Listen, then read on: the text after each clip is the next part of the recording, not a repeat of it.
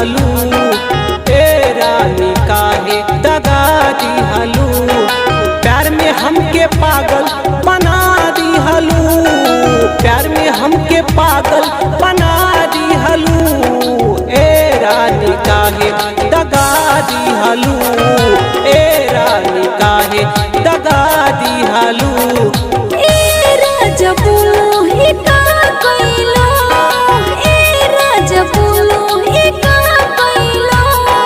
प्यार में अपना पगली बना दे होला, प्यार में अपना पगली बना दे होला।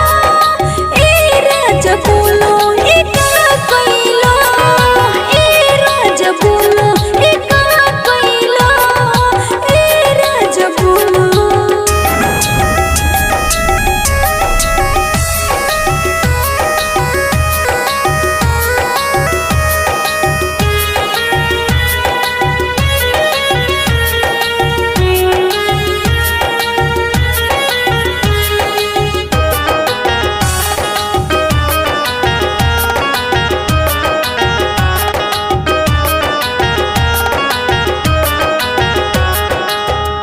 तोहसे रहे दिल के प्यार काहे कैलू इनकार। बोला काहे हमर यार कैलू जिंदगी बेकार। हम तो तोहरे रोहनी प्यार तुझसे कोई नहीं, काहे बोला तारो ऐसे धोखा हम न कोई नहीं। दिल लगा के जिंदगी बेकार कैलू, दिल लगा के जिंदगी बेकार कैलू। ए रानी काहे दगा दिहलू।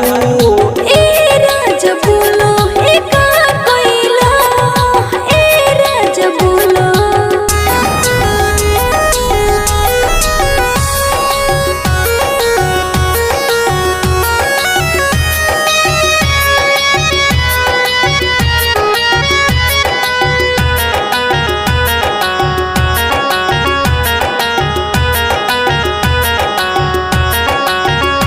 नहीं सोचले रही छोड़ के जैबू हम के। पाके पियवा के प्यार तू भूलैबू हम के। तोहके छोड़नी